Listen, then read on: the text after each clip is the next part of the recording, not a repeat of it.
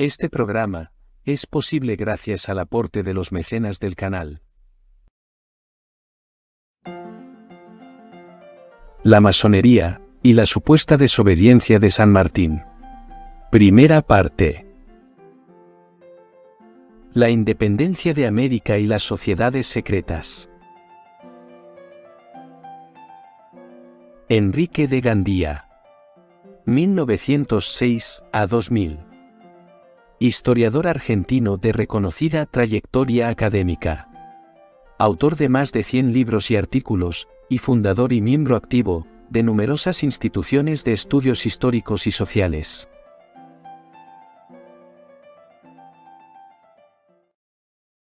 Si te gusta este video, dale like y suscríbete al canal para que puedas seguir creciendo.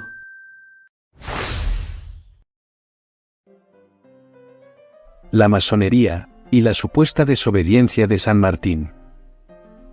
Hemos sido los primeros, en estudios sanmartinianos, en destacar el hecho de que el ideal y el propósito de San Martín y del Congreso de Tucumán fueron los de cumplir la independencia de toda la América hispana. Señalamos la Declaración de Tucumán, del 9 de julio de 1816, en la cual se lee que la independencia proclamada era de las Provincias Unidas de la América del Sur, y no de las Provincias Unidas del Río de la Plata. Este nombre se había usado antes de esa fecha, cuando se refería al Virreinato del Río de la Plata, o a sus gobiernos posteriores, y después del 1816, cuando hubo otros estados en América, y cada uno tuvo su nombre propio. El ideal de la independencia total del continente, y de la unión de sus distintas partes, no se perdió en el primer cuarto del siglo XIX.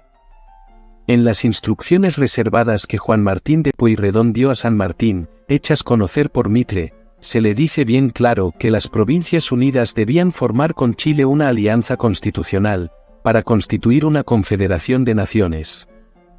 Era el proyecto de la independencia total de América, o cuando menos, de las Provincias Unidas, de Chile, y enseguida, del Perú.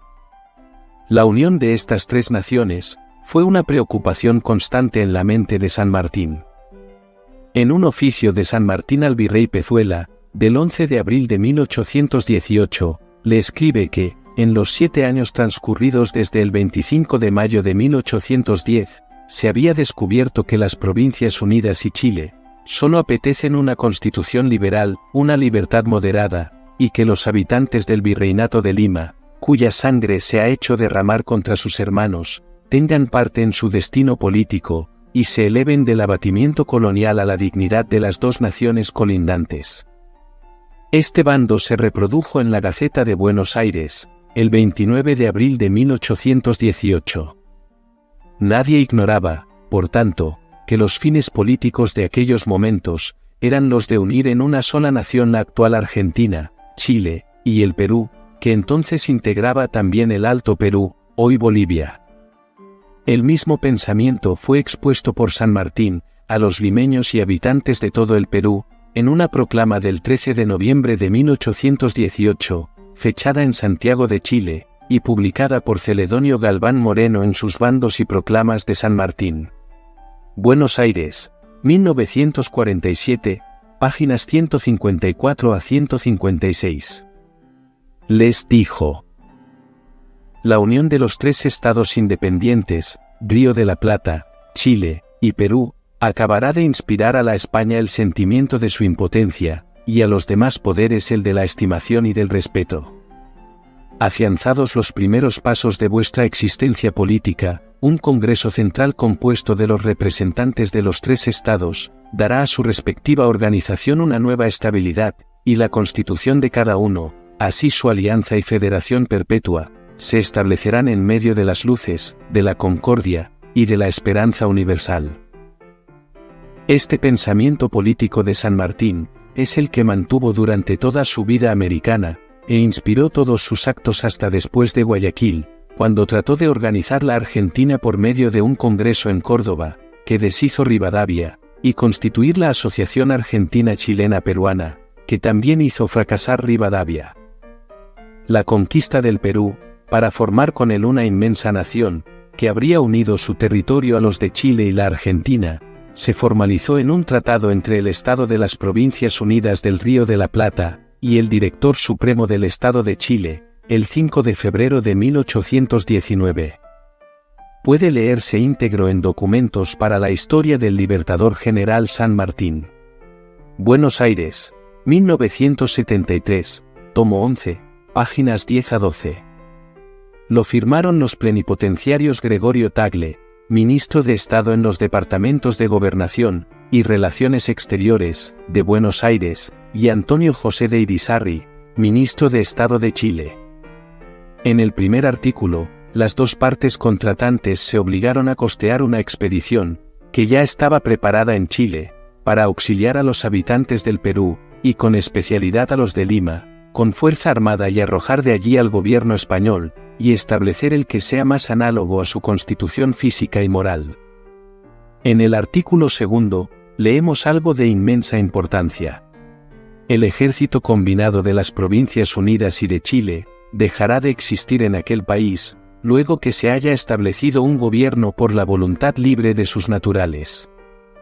Este artículo, no tenido en cuenta por ninguno de los historiadores de la llamada renuncia de San Martín, explica a la perfección, con una claridad indiscutible, porque San Martín prometió a los peruanos no gobernar en su país más de un año, y dejarles el gobierno no bien lo tuviesen establecido. Ricardo Rojas hizo notar el hecho trascendentalísimo, de que San Martín se propuso gobernar solamente un año en el Perú. Nosotros demostramos que San Martín y García del Río, combinaron como San Martín, después de encontrarse con Bolívar, debía reasumir el mando, para que nadie pensase que su renuncia o retiro eran forzados, y entregarlo enseguida a los peruanos. San Martín, con esa llamada renuncia que se atribuía a las ambiciones de Bolívar, y a otras fábulas, no hizo más que cumplir lo resuelto por los gobiernos de Buenos Aires y de Santiago, 2 años antes de emprender su expedición. No hubo renuncia por culpa de Bolívar, como repitió y repetirá una historiografía de sectarios o ignorantes.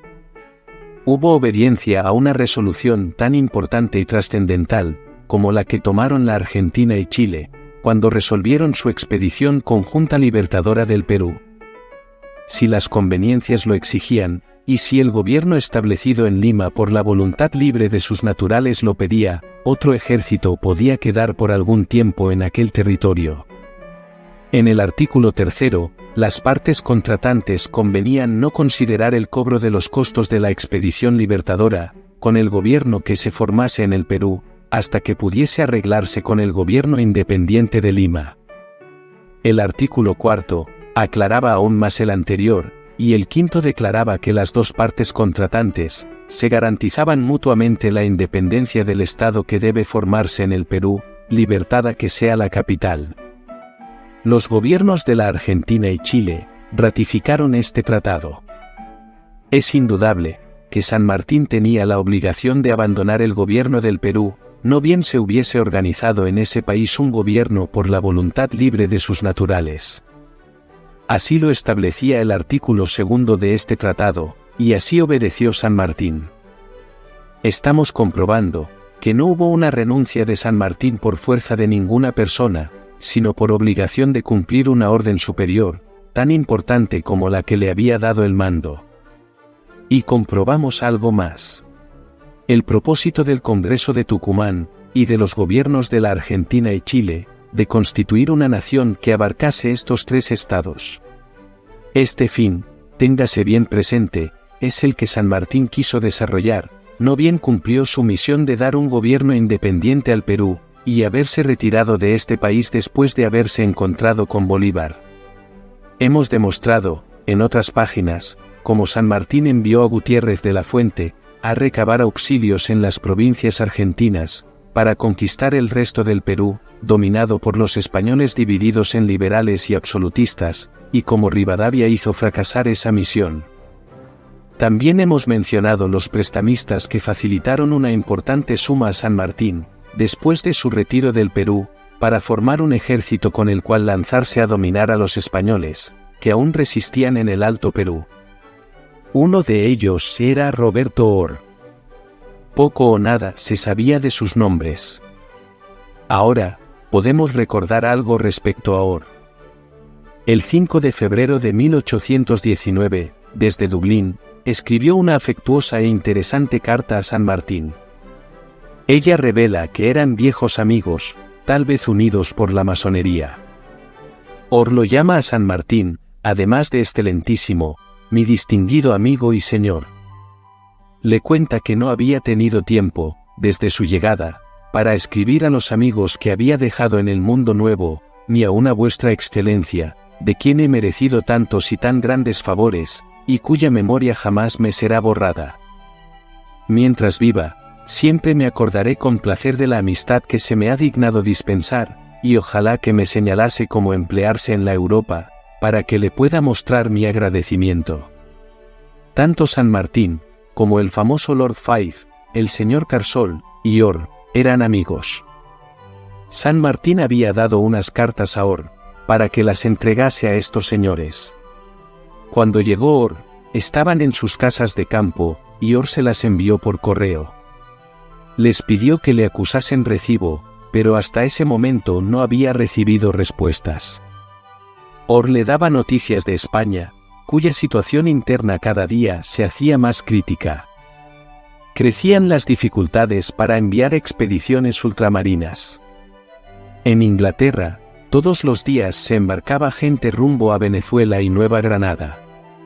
Un teniente coronel había reclutado 2 batallones de 1.200 plazas cada uno, que se llamaban Regimiento de Ibernia. El gobierno había despedido 30.000 soldados. La pobreza era general, y no se les podía dar ningún empleo. Hombres jóvenes y aguerridos querían emigrar a la América del Sur. Or esperaba noticias de San Martín, y terminaba su carta con saludos para doña Remedios, quien supongo habrá pasado a Chile con vuestra excelencia. Documentos para la historia del Libertador General San Martín, cita tomo 11, páginas 12 a 16. En Chile, los masones se reunían con frecuencia para resolver muchos problemas. El 10 de febrero de 1819, Tomás Guido, coronel y diputado en Chile, escribió a San Martín que no le remitía unas cartas, porque esta noche se leerán entre los amigos. Obra citada, tomo 11, página 53. En Lima, un informante, Gaspar Rico, hacía saber que el comercio libre era una ruina, que los contrabandistas aniquilaban el país, y los extranjeros sacaban de las casas nuestro dinero acuñado, nuestras barras de oro y plata, y las múltiples reliquias de los ahorros de nuestros padres, representados en las vajillas, en las cucharas, en las espuelas o adornos de monturas, y subrogar a nuestras brillantes láminas de plata sus fútiles cuadros dorados a la hoja. En el puerto del Callao, había 20 buques extranjeros llenos de géneros que se introducían clandestinamente, y se vendían al por mayor y al menudeo. Obra citada, tomo 11, páginas 58 a 59. El cruce de los Andes podía hacerse en cualquier momento, pero no se hacía. El 16 de febrero de 1819, Bernardo O'Higgins escribió a San Martín que el gobierno de Chile estaba haciendo preparativos secretos, para que una división de 1.500 hombres pase los Andes en el momento que vuestra excelencia lo solicite. Obra citada, tomo 11, página 112.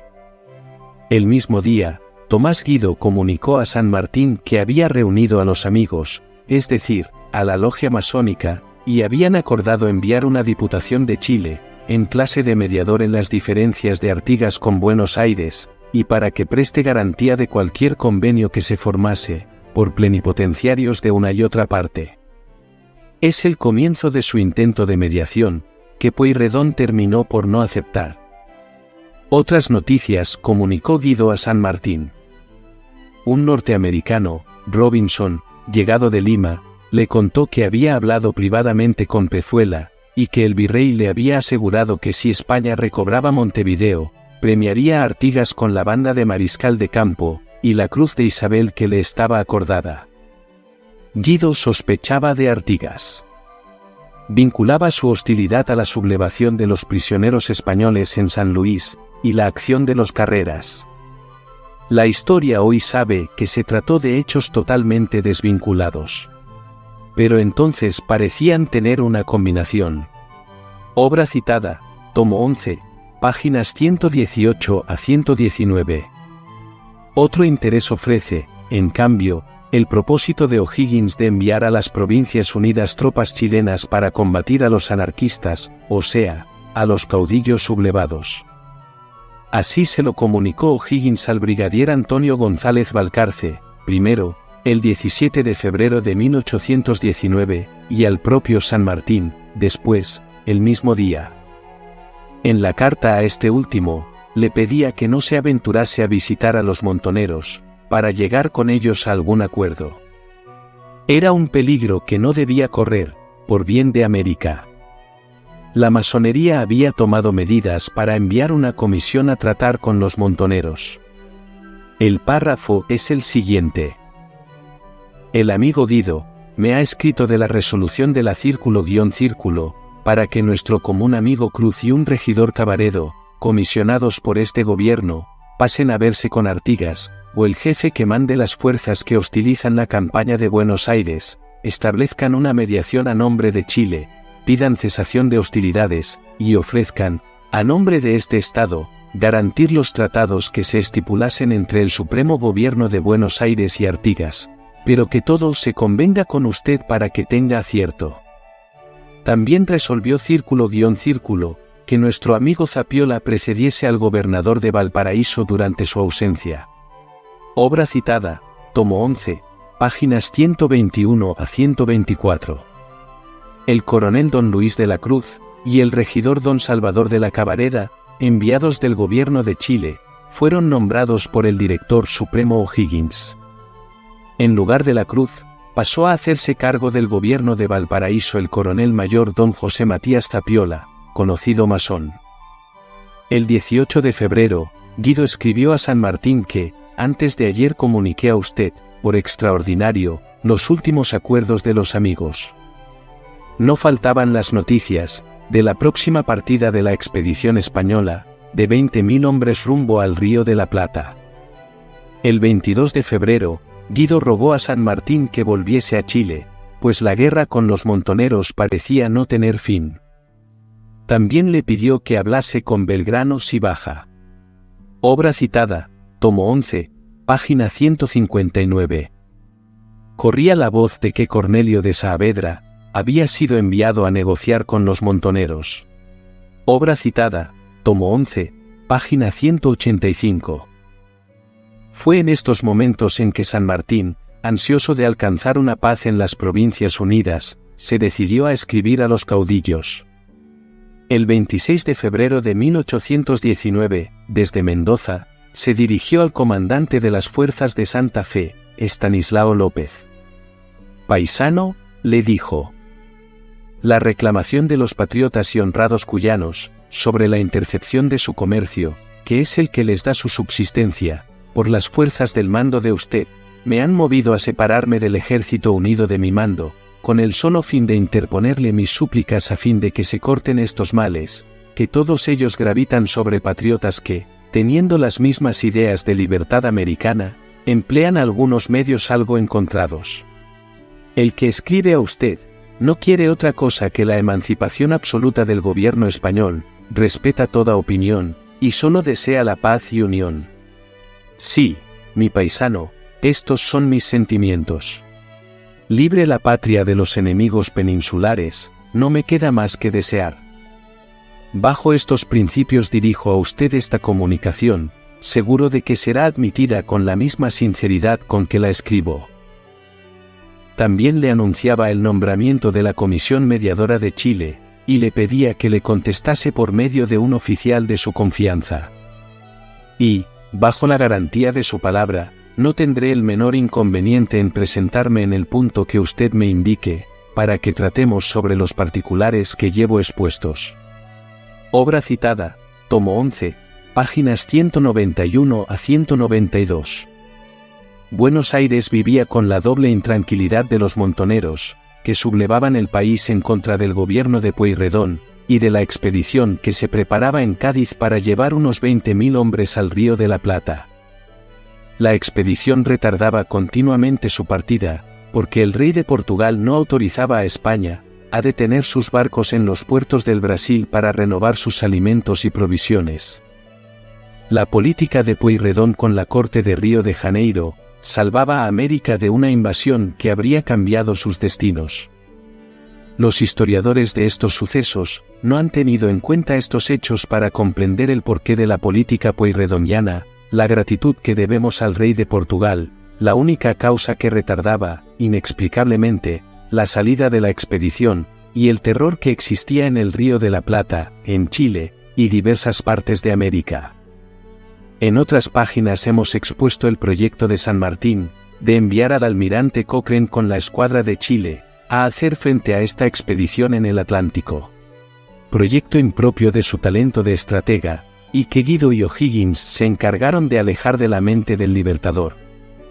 En Buenos Aires, una comisión aconsejó destruir la ciudad y sus alrededores para que los españoles no encontrasen, como en una nueva Moscú, ni comida, ni provisiones, ni techos, ni animales. Pueyrredón, por medio del ministro de Guerra, Coronel Mayor Matías de Irigoyen, ordenó al general en jefe de los Ejércitos Unidos, Coronel Mayor Don José de San Martín, que estuviese preparado para repasar los Andes en el momento que se le llamase.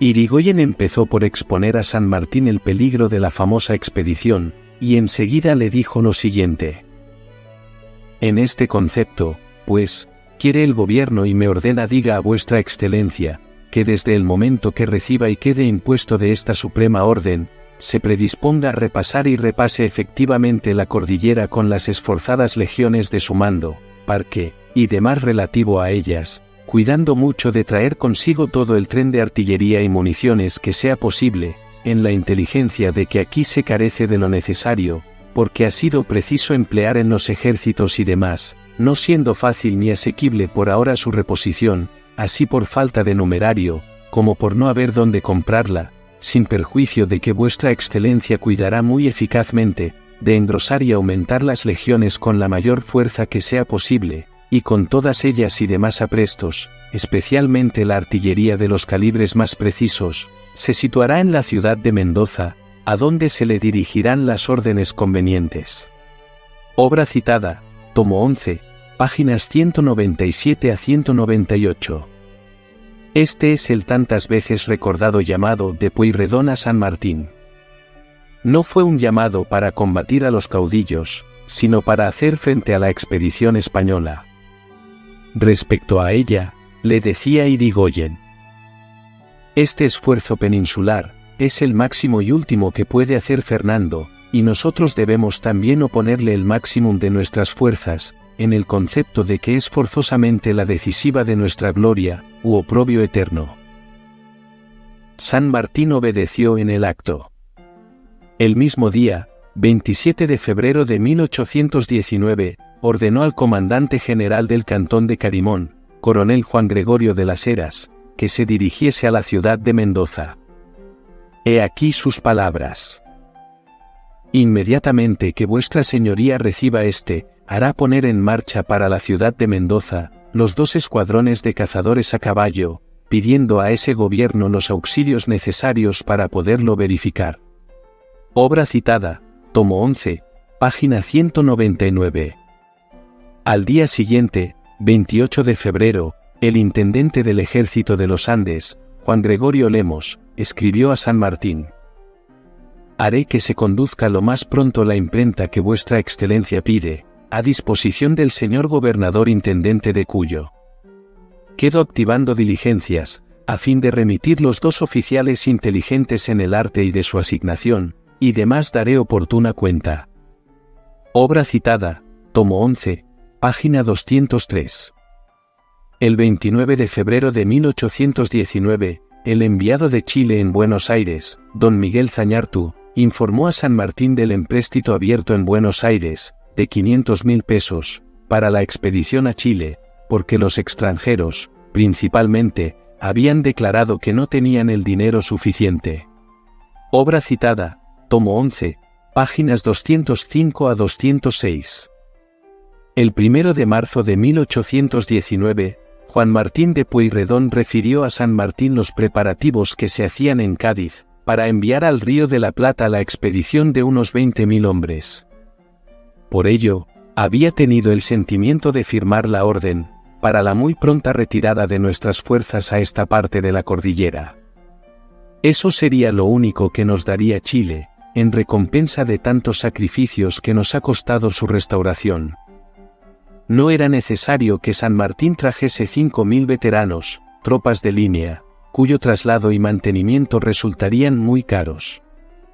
Bastaba que San Martín hiciese venir reclutas que, bajo la dirección de los nuestros, serán sin duda de más provecho. Había que cuidar las deserciones, en particular de los soldados chilenos. Por esto, pues, y por el mayor respeto que impondrá la presencia de usted, pienso que sería muy conveniente que usted no se separase del ejército hasta dejarlo a esta parte de la cordillera, cuyo paso debe a toda costa verificarse en la presente estación. Volvemos a comprobar que el llamado a San Martín era debido al temor de la expedición española, no a los montoneros. Respecto a ellos, al final de la carta, sin darles la menor importancia, Pueyrredón le dijo a San Martín: «Siguen aquí los malvados inquietando al gallinero, pero no hay cuidado». Obra citada, tomo 11, páginas 210 a 211. Es inexplicable por qué tantos historiadores, sin un examen detenido del problema, han inventado la tesis de que San Martín se negó a obedecer la orden de Pueyrredón, de venir a combatir a sus hermanos argentinos, los montoneros. Han tergiversado la verdad. Han desconocido la trascendencia de la expedición española, y el efecto terrible de sus noticias en los ánimos de los políticos y militares de esta parte de América. Han atribuido a Pueyrredón un propósito que nunca tuvo: el de hacer venir el ejército de San Martín a luchar contra los caudillos. Han presentado a San Martín como a un jefe que desobedece a su gobierno para no manchar su espada con sangre de argentinos, y han llamado genial o patriótica, y hasta sublime, su desobediencia. Han creado un pequeño mundo de novela que jamás existió. El 1 de marzo de 1819, el ministro de Guerra, coronel mayor Matías de Irigoyen, expuso al director supremo de Chile, brigadier Bernardo O'Higgins, los peligros que corría América, y la necesidad de que el ejército de los Andes se pusiese en marcha hacia estas provincias. Los términos de esta comunicación deben ser conocidos.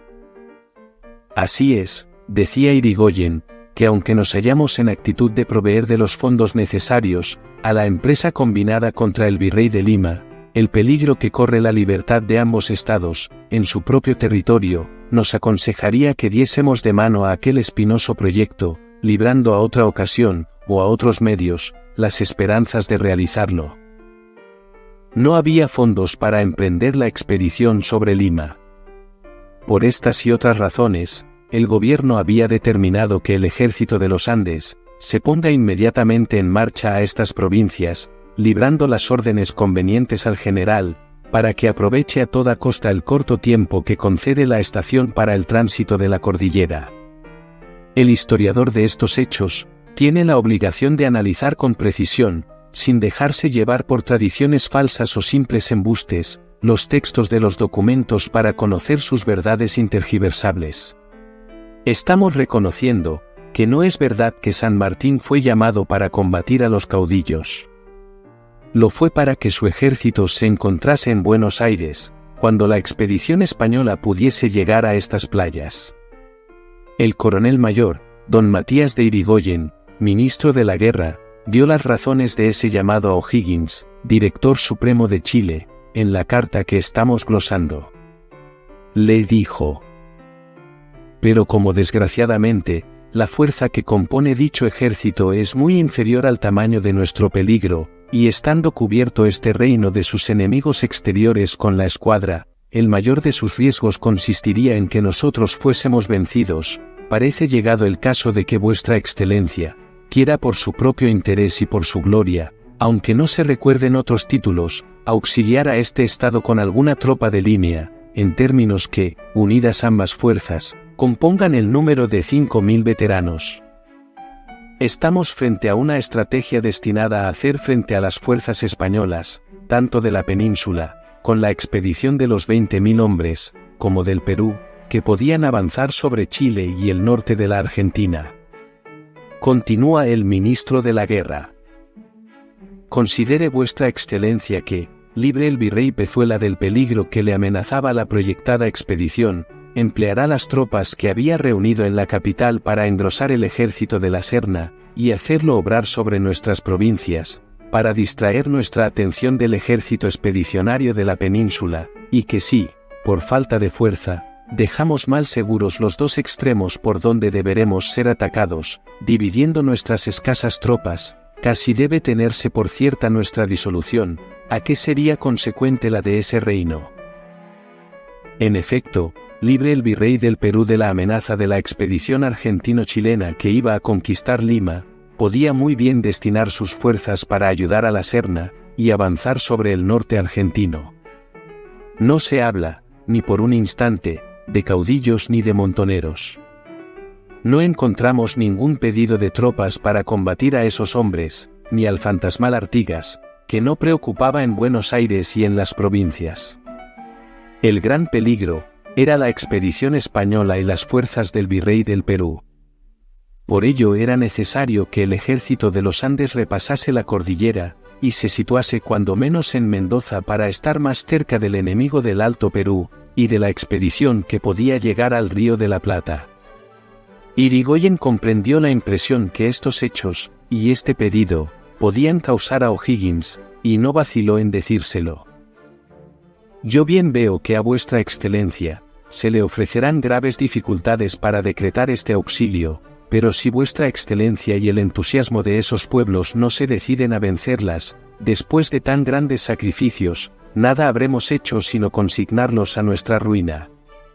Piense vuestra excelencia lo que van a decir de Chile las naciones, si el resultado les acredita la indiferencia con que se miren nuestros conflictos, ya que en casos tan críticos no se hace verosímil la falta de poder con que se arguye la voluntad. Reflexione vuestra excelencia que el honor de ese Estado, se haya empeñado en manifestar su buena correspondencia a nuestros servicios, y que la conservación de su honor vale tanto como la mitad de su fuerza. No quiera el cielo que vuestra excelencia no halle el camino de socorrernos, y que la alta barrera que nos divide por la naturaleza del territorio, no vaya a hacerse mayor en el ánimo de estos pueblos, por el desconsuelo que experimenten al ver defraudadas sus esperanzas. El clamor del ministro de la Guerra argentino, no podía ser más desesperado. Hasta acudió al argumento, no muy diplomático o generoso, de recordar a O'Higgins que las fuerzas argentinas que se hallaban en Chile, influían en el gobierno de ese país, que la Argentina había ayudado a Chile a obtener su independencia, y que había llegado el momento de retribuir esa colaboración. Era para defenderse del virrey del Perú, y de la expedición de 20.000 hombres al Río de la Plata. Una tenaza que podía terminar con la independencia de la América hispana, y solo la Argentina tenía que hacerle frente. Repetimos que, ni por asomo o casualidad, se hablaba de montoneros o caudillos. La acción de estos revoltosos, era mirada con desprecio por el gobierno de Buenos Aires, y sabido es que la mediación de Chile, para un arreglo con Artigas, fue rechazada por inútil.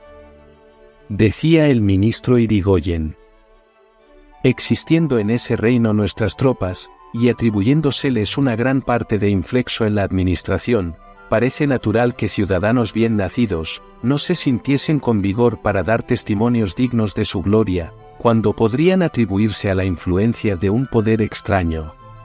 Pero cuando van a desaparecer los pretextos de tan siniestras interpretaciones, los ciudadanos chilenos imprimirían una nota funesta a su carácter nacional si, después de haberlos ayudado nosotros a reconquistar su patria, nos dejasen a solas con nuestros peligros, cuando imploramos sus socorros para defensa de la nuestra. Irigoyen confiaba en los generosos sentimientos del Supremo Director de Chile. Así se lo dijo. Yo creo hasta haber agraviado a vuestra excelencia, manifestando tanto empeño en alentar a vuestra excelencia, y a ese Estado, a esfuerzos propios de su gloria, y para los que solo basta el noble instinto de sus generosos sentimientos. Así es que tomo por mejor partido abandonarme a ellos, esperando que vuestra excelencia cumplirá los votos de estos pueblos, y los deberes de su fama. Obra citada, tomo 11, páginas 213 a 215. El mismo día que Irigoyen dirigió a O'Higgins esta carta, el diputado en Chile, coronel Tomás Guido, escribió desde Santiago a San Martín. Le contó que el antiguo amigo de San Martín, Ricardo Orr, que tiempo antes le había escrito desde Dublín, estaba en Buenos Aires, había recogido 10.000 pesos de la suscripción hecha para las viudas de la acción de Maipú, y deseaba saber qué debía hacer con ese dinero.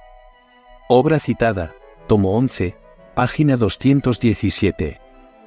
Orr había vuelto, y unos años más tarde lo veremos reaparecer, para facilitar a San Martín un préstamo con que organizar, después de su alejamiento del Perú, la conquista del Alto Perú, y el fin de la guerra con España. San Martín cumplió las órdenes recibidas. Había que repasar los Andes para salvar la patria, y se dispuso a dar ese gran paso. El 9 de marzo de 1819, desde San Luis, se dirigió al general en jefe del ejército de los Andes, con una nota que tenía el título de reservadísimo. Empezó por decirle que le incluía la comunicación original del Supremo Director del Estado, en que ordenaba que todo el ejército de los Andes repase la cordillera a la ciudad de Mendoza, a cuyo punto me dirijo en este momento, para preparar los cuarteles y demás necesario a su llegada. O'Higgins había dispuesto que el ejército de los Andes se dirigiese a Mendoza, y San Martín había partido a esa ciudad para recibirlo. La primera operación que el jefe del ejército debía realizar, era hacer entrar dentro de la infantería, cordillera los regimientos de granaderos a caballo, cazadores de artillería, y número 11, dejando a retaguardia los regimientos 7 y 8, para que contengan la deserción que puede haber. Antes que se trasluciese el movimiento del ejército, los granaderos a caballo, y los cazadores de los Andes, debían situarse en la villa de Santa Rosa, tomando medidas de cabalgaduras de un modo el más disimulable que sea posible. San Martín pondría víveres para el ejército desde la punta de Badas en toda abundancia, y cabalgaduras en Uspallata. Para que no se tuviese noticia de esta operación, el jefe del ejército debía avisar a San Martín, con alguna antelación, el día que empezase la marcha. Si se esparcían estos preparativos en Mendoza, pronto se comunicarían a Chile, lo que nos ocasionaría una deserción terrible. Con el pretexto de las montoneras, podía remitir el armamento sobrante, y todos los artículos de guerra y municiones que pudiese traer. Para ello, fletaría las mulas necesarias por cuenta del ejército de los Andes. Como escolta de otros artículos, podían ir los artilleros chilenos con que contase. Nada debía quedar que pudiese ser conducido, pues en Mendoza se carecía de todo, especialmente artículos de guerra. Guárdese un sigilo eterno sobre el movimiento, es decir, hasta la llegada de los granaderos y cazadores del ejército de los Andes a Santa Rosa. El caso es que el ejército pase la cordillera sin experimentar deserción. Otro oficial debía quedar encargado de recoger y conducir los vestuarios. El intendente del ejército debía nombrar un oficial de toda su confianza para que condujese los caudales del ejército. El intendente debía quedarse algún tiempo para beneficiar los créditos y arreglar el finiquito de las cuentas con el Estado de Chile. El repasar los Andes, decía San Martín, es una operación bien escabrosa sin experimentar deserción. Pero los talentos conocidos del señor brigadier Balcarce, o en su ausencia, el señor coronel Las Heras, sabrán vencerlas con aquel pulso que les es característico. San Martín pedía avisos repetidos, y por mano de oficiales de confianza, de todas las operaciones que se hiciesen para repasar los Andes. Debía conducirse toda la artillería que se pudiese, y vencerse las dificultades que se opusiesen. Pero con precaución, y que sea después que las tropas hayan pasado la cordillera. Sin embargo, de todo lo expuesto, si el general Balcarce o, en su ausencia, el comandante general del cantón, el coronel Las Heras, creyese ser imposible ocultar su marcha, como me lo presumo, y que se pueda sacar mejor partido, manifestando claramente al soldado del honroso objeto a que son destinados, como es a libertar las Provincias Unidas del ataque próximo que se espera, lo verificará, y por este medio, tendrá más proporción para hacer sus aprestos sin que se conozca ocultación. El jefe podía alterar ese oficio, y disponer como tuviese por conveniente al mejor servicio de la patria. En caso de dudas, podía ponerse de acuerdo con el diputado de las Provincias Unidas, Tomás Guido. Debían venir con el ejército, todos los artesanos con sus respectivas herramientas, los caballos y mulas del Estado, pues hacían notable falta. Obra citada, tomo 11, páginas 221 a 223. ¿Obedeció o no obedeció San Martín la orden de repasar los Andes? Estaba por medio la salvación de la patria, y el libertador no vaciló un instante. Fue una obediencia ciega y fulminante. La montonera aumentaba. O'Higgins recomendó a San Martín que no fuese a tratar con sus jefes, y no se aventurara a caer en manos de los anarquistas. El gran peligro era la tenaza del ejército del virrey de Lima, y de la expedición española al Río de la Plata. De España llegaban noticias contradictorias. Juan Martín de Pueyrredón necesitó aumentar los regimientos de infantería, y pidió a San Martín, el 4 de marzo de 1819, un par de 1000 reclutas de buena gente. Obra citada, tomo 11, página 250. Manuel Belgrano informó a San Martín, el 5 de marzo de 1819, que esta guerra no tiene transacción. La hacen hombres malvados sin objeto, ni fin, y para mí tengo que los promotores son movidos por los españoles, siguiéndoles nuestra gente, acostumbrada al robo y toda clase de vicios. Estaba alarmado, pues jamás he visto tal aturdimiento ni temores tan manifestados. Diamonte había sustentado a los montoneros de Carcarañá, y hasta Coronda no había uno, pero en los desmochados tenían 400 hombres. Usted crea que, ahora, cuanto canalla quiera echarse a robar, se levanta en montonera y se hace depender del protector de los pueblos libres, Artigas, que no tiene más idea que la destrucción del país. Obra citada, tomo 11, página 258.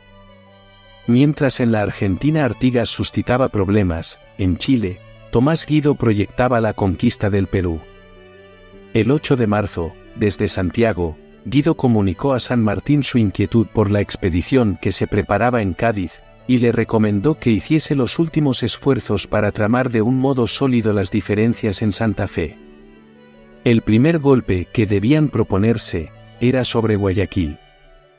1000 hombres eran bastante.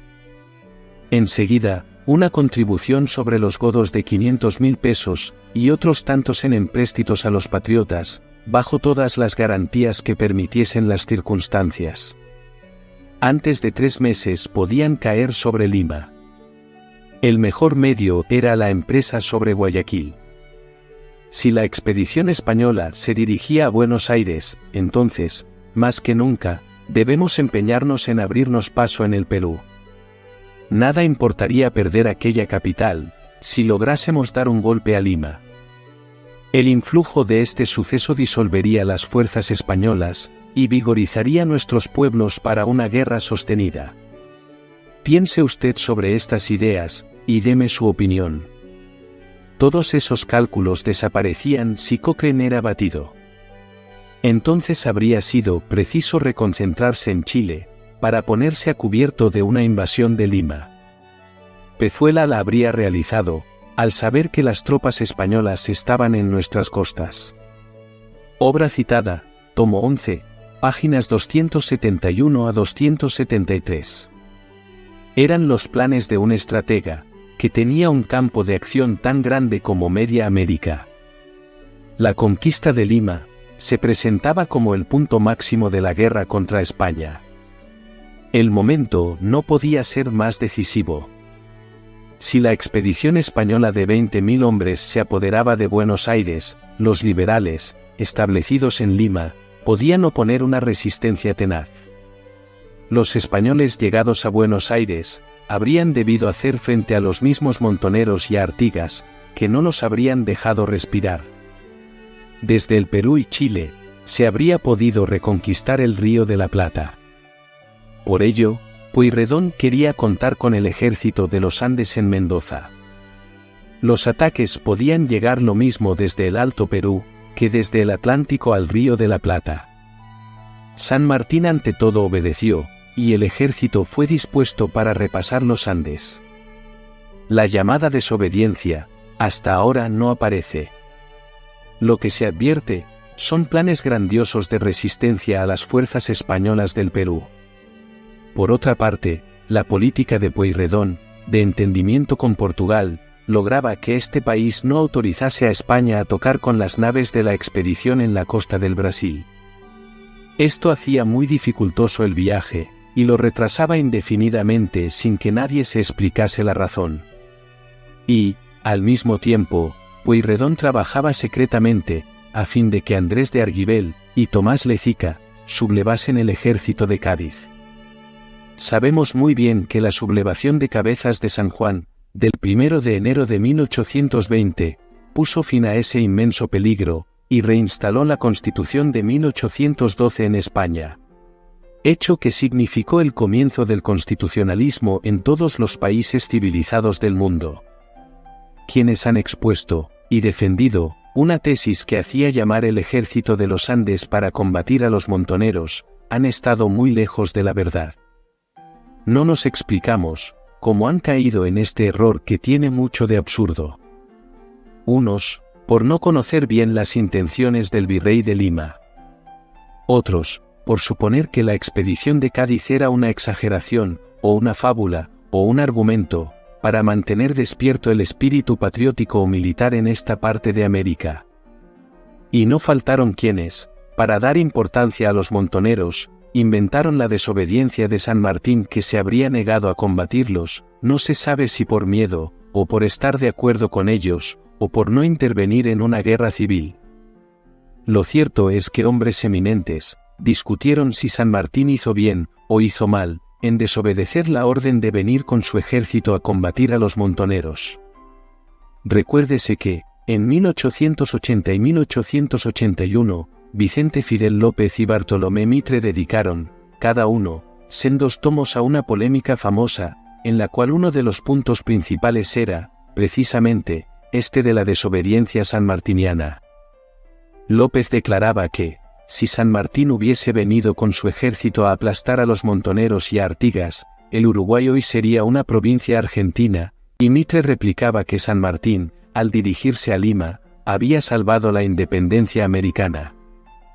La polémica, brillante e inútil, si ambos ilustres contendientes hubiesen sabido que la desobediencia de San Martín nunca existió, queda como recuerdo de un debate homérico. Lo real, es que el propio Pueyrredón no dio importancia a los montoneros ni a Artigas, y si cayó del poder no fue por ellos, sino por desavenencias en su partido. El 11 de marzo de 1819, llamó la atención a San Martín sobre hechos que, sin duda, desagradaron al Libertador. Su carta es una reprobación, con un reto más o menos disimulado, de la iniciativa chilena de enviar una comisión a Artigas, para que se mostrase benévolo con los hombres de Buenos Aires. ¿Cómo para admitirla? Solo la disculpa la creencia, que existía en Chile y las distancias agrandaban, de que Artigas era poderoso y había que implorar su bondad. Lo dice Pueyrredón. Es, sin duda, el mismo concepto de hallarse este pueblo en riesgo de ser destrozado por los anarquistas, que movió y decidió el gobierno de Chile a mandar sus embajadores cerca de Artigas, y a usted a apoyar esta determinación de oficio y confidencialmente. Pueyrredón no tenía ningún temor a Artigas. No estaba equivocado, pues sabemos que Francisco Ramírez terminó por derrotarlo varias veces consecutivas, y hacerlo huir al Paraguay, donde pasó el resto de su vida y murió. Sigue Pueyrredón. Ya ha debido usted ver a esta fecha, que nuestra situación es muy distinta de la que se creyó, y que, lejos de necesitar padrinos, estamos en el caso de imponer la ley a los anarquistas. Pero, prescindiendo de esta aptitud, ¿cuáles son las ventajas que usted se ha prometido de esta misión? ¿Es acaso deificar el genio feroz de Artigas, o traer a razón a un hombre que no conoce otra que su conservación, y que está en la razón de su misma conservación el hacernos la guerra? Él sabe muy bien que una paz proporciona una libre y franca comunicación, y que esta es el arma más segura y eficaz para su destrucción, porque el ejemplo de nuestro orden destruye las bases de su imperio.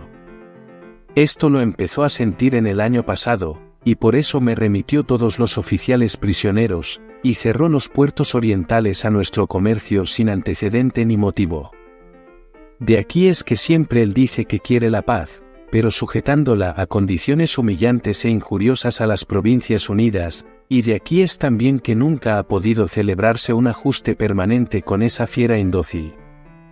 Jamás creería él que la misión de Chile había sido oficiosa de aquel gobierno, y sí que éste la había solicitado por debilidad y temor de su situación. Resultaría de aquí nuevo engreimiento para él, y un mayor aliento a sus bandidos, a quienes tendrá esta ocasión más de alucinar. Por otra parte, cuanto es humillante para nosotros ver que la embajada se dirige a Artigas para pedirle la paz, y no a este gobierno.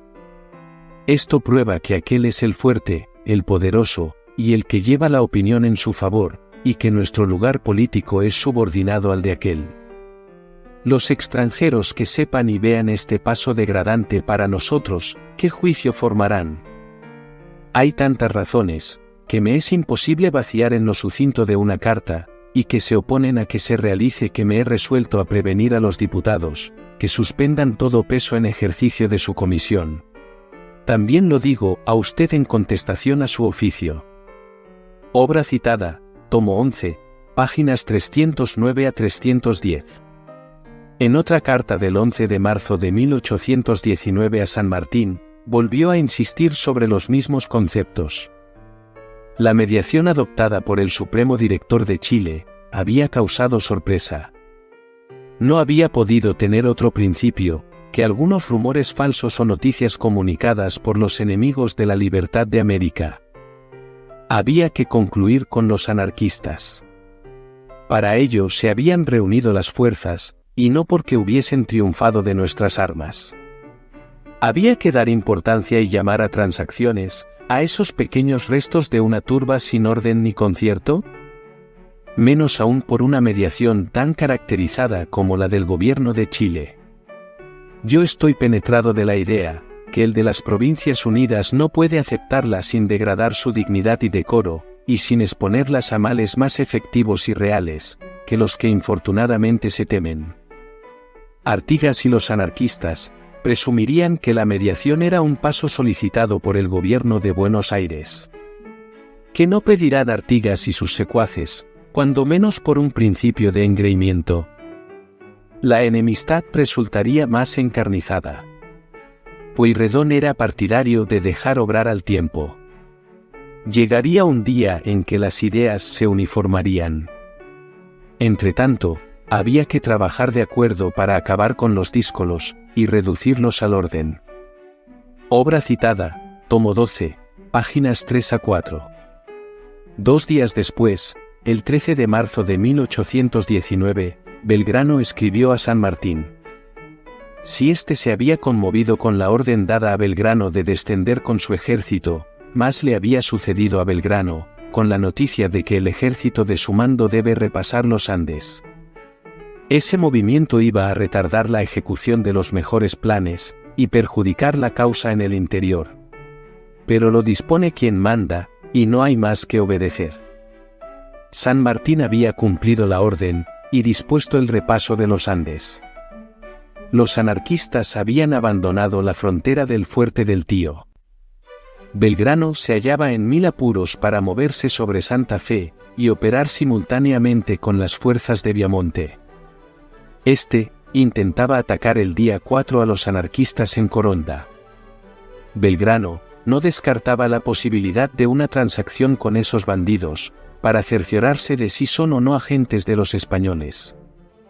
Solo como aliados de los españoles, podían obrar como obraban. Los promotores de la anarquía usaban la palabra porteños para conmover. En una división que había atacado a Bustos, se habían hallado estampitas de Fernando poniendo la banda a la Virgen de Atocha. Dudaba de Artigas porque, cuando había estado en el Brasil, había encontrado 2 diputados suyos para Fernando, ambos enemigos mortales de la causa desde el principio de la revolución. Tales son un doctor Redruello, santafesino, cura del Arroyo de la China, y un Caravaca, español, oficial de artillería, hechos prisioneros en Montevideo cuando se tomó la plaza, y que después fugaron. Belgrano esperaba a la Comisión Mediadora de Chile. Iban a decirle que la causa de su disidencia era que no quieren ser gobernados por porteños pícaros. Además, no sabrían manifestarle cuál era el objeto de esa contienda, sino que Pueyrredón quiere entregarnos al rey del Brasil. Esto era, en verdad, lo que alegaban los revolucionarios del litoral. Obra citada, tomo 12, páginas 11 a 12. San Martín, como último recurso, resolvió escribir a Estanislao López y a Artigas. El 13 de marzo de 1819, dijo al primero: «El que escribe a usted no tiene más interés que la felicidad de la patria». Esta carta ha sido reproducida muchas veces. San Martín creía que la Comisión Mediadora de Chile se encontraría con Estanislao López. Se la recomendaba. Se compone de americanos honrados y virtuosos, le decía. San Martín respondía, bajo mi palabra, que su objeto era la libertad e independencia de nuestro país. Y agregaba: unámonos, paisano mío, para batir a los maturrangos que nos amenazan. Divididos seremos esclavos. Depongamos resentimientos particulares, y concluyamos nuestra obra con honor. Esta carta no llegó a su destinatario. Pero conviene saber con qué sinceridad y patriotismo habló San Martín a un hombre que ponía en peligro la unidad argentina, y en especial, la independencia en esta parte de América. Decía: mi sable jamás saldrá de la vaina por opiniones políticas. Usted es un patriota, y yo espero que hará en beneficio de nuestra independencia todo género de sacrificios, sin perjuicio de las pretensiones que usted tenga que reclamar, y que estoy seguro accederán los diputados mediadores. San Martín estaba dispuesto a encontrarse con López, en el punto que me indique, si lo cree necesario, tal es la confianza que tengo en su honradez y buena comportación, lo que espero me avise. Obra citada, tomo 12, páginas 13 a 14. El mismo día, 13 de marzo de 1819, escribió también a Artigas. A usted sorprenderá esta comunicación, le dijo, y máxime en un asunto en que no debo tener la menor intervención, pero conociendo usted su objeto estoy seguro me disculpará. Le contó que en Chile, había tenido noticia de la guerra que Artigas y Santa Fe habían declarado a Buenos Aires. Belgrano había debido venir con su ejército de la provincia de Córdoba. El movimiento del ejército del Perú había desbaratado todos los planes. Es la declaración rotunda de que, por culpa de Artigas, no se había podido avanzar sobre Lima. Como el ejército de Belgrano debía cooperar en combinación con el que yo mando, ha sido preciso suspender todo procedimiento por este desagradable incidente. Es San Martín quien dice a los historiadores que, por culpa de Artigas y de López, no se pudo llevar a cabo, en esos momentos, la conquista de Lima. Calcule usted, paisano apreciable, los males que resultan tanto mayores cuanto íbamos a ver la conclusión de una guerra finalizada con honor, y debido solo a los esfuerzos de los americanos. Pero pueden seguirse, y libertar a la patria de los que la amenazan. San Martín sabía, por noticia de Cádiz y de Inglaterra, que en España se aprontaba una expedición de 16.000 hombres contra Buenos Aires. Nada habría importado si hubiesen estado unidos. Pero, en la situación actual, ¿qué debemos prometernos? Sin las inquietudes y guerras que Artigas sembró en la Argentina, la expedición de San Martín se habría hecho a la mar con 2 años de anticipación. Es lo que debemos a Artigas y nunca se dice. El peligro de la expedición era grande, pero si San Martín conquistaba Lima, como tenía proyectado en esos momentos, nadie sabe si la expedición habría partido sin contar con el apoyo del Perú. La tenaza Lima-Río de la Plata no habría amenazado como lo hacía en esos instantes. Por algo Belgrano pensaba que Artigas y los hombres del litoral estaban de acuerdo con los españoles. No consta que lo estuviesen, pero obraban como traidores inconscientes a la causa de la independencia. Por ello San Martín se decidía a escribir a Estanislao López y a Artigas, para detener sus ataques en momentos tan críticos. Por ello el gobierno de Chile preparaba una comisión mediadora para no tener, frente al posible desembarco de los españoles, otros enemigos como Artigas y López, que podían unirse a los recién venidos. Y, si no se unían, ¿qué papel habrían representado entre las fuerzas de la independencia, de Pueyrredón, San Martín, Belgrano, y Chile, y los españoles de la expedición de Cádiz? ¿Se habrían convertido en espectadores, o habrían favorecido a uno de los dos bandos? ¿A cuál? ¿Al de los enemigos de la independencia, o al que creían que iba a entregar la patria al rey de Portugal? La historia se hace estas preguntas, y no las sabe contestar. Lo indudable es que San Martín no se explicaba por qué Artigas tenía esa actitud. No puedo ni debo analizar las causas de esta guerra entre hermanos, y lo más sensible es que, siendo todos de iguales opiniones en sus principios, es decir, de la emancipación e independencia absoluta de la España. San Martín aseguraba a Artigas que, sean cuales fueren las causas, debemos cortar toda diferencia y dedicarnos a la destrucción de nuestros crueles enemigos los españoles, quedándonos tiempo para transar nuestras desavenencias como nos acomode, sin que haya un tercero en discordia que pueda aprovecharse de estas críticas circunstancias. Esta carta no llegó a Artigas, pero nos sirve para conocer las ideas políticas de San Martín en estos momentos, en que se esperaba la llegada de 20.000 hombres desde España, y los caudillos del litoral, movidos por Artigas, hacían el mayor daño posible a Buenos Aires, por la falsa creencia de que Pueyrredón quería entregar el país a Portugal, y otras fantasías semejantes. La forma de gobierno monárquica, que propugnaba el Directorio, no era un desatino como para promover una guerra semejante en momentos tan graves. Habría significado para nuestra historia años de paz, y tal vez habría dado origen a la unidad de la América española y portuguesa. El proyecto era demasiado grande para que lo entendieran esos caudillos inconscientes, solo movidos por su odio a Buenos Aires. Ese odio, lo sabemos muy bien, estaba justificado por la política absorbente de Buenos Aires, la misma que llegó a culminar en la época de Rosas, y se hizo aún más aguda después de su fuga, en la Guerra de Buenos Aires con la Confederación. Nada de esto debe ser desatendido. Si los caudillos tenían una justificación para este odio, no tenían el sentido común, ni siquiera el patriotismo, de comprender que la amenaza de una expedición española, poderosísima, mayor que todos nuestros ejércitos reunidos, se mostraba superior a cualquier desavenencia local. Era lo que San Martín quería hacer entender a Artigas. Una comisión mediadora iba a venir desde Chile.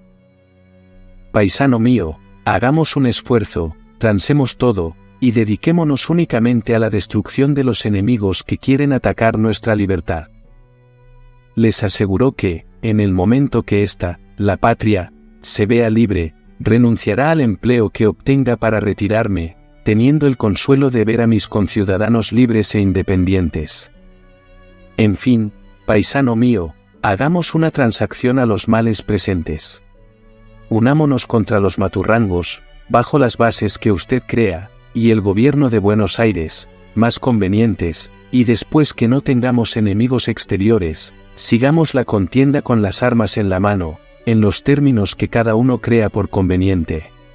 Mi sable jamás se sacará de la vaina por opiniones políticas, como éstas no sean en favor de los españoles y de su dependencia.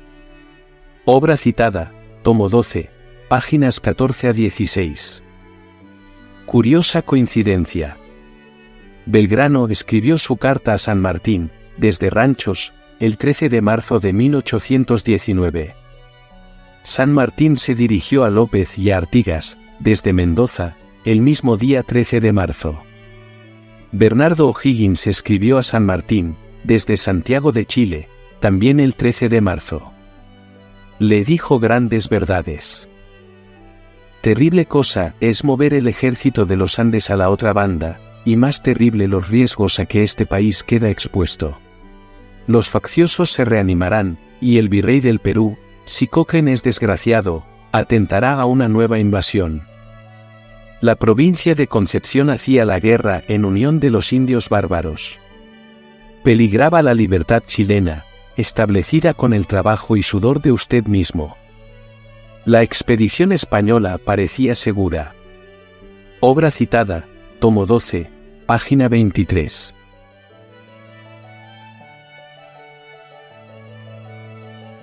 La independencia de América y las sociedades secretas. Enrique de Gandía. 1994. Ediciones Sudamérica Santa Fe. Santa Fe, Argentina. Páginas 136 a 153.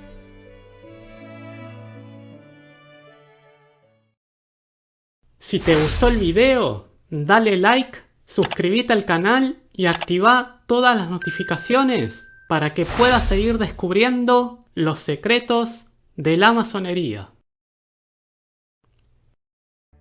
Este programa fue posible gracias al aporte de los mecenas del canal, como Martín Fuchineco, a quien expresamos nuestro agradecimiento. Si quieres convertirte en mecenas, puedes hacerlo en Patreon, una plataforma muy fácil y segura de usar. Visita patreon.com/mmDiegoFigueroa y selecciona el nivel que prefieras para acceder a nuestros beneficios. También puedes realizar tu aporte voluntario por medio de PayPal. O adquirir el libro El viaje iniciático masónico, muerte y resurrección, del escritor argentino Diego Figueroa. Una nueva interpretación de la masonería, que revelará el secreto iniciático que se oculta detrás de sus símbolos y rituales. Disponible en Amazon. Muchas gracias, y hasta el próximo programa.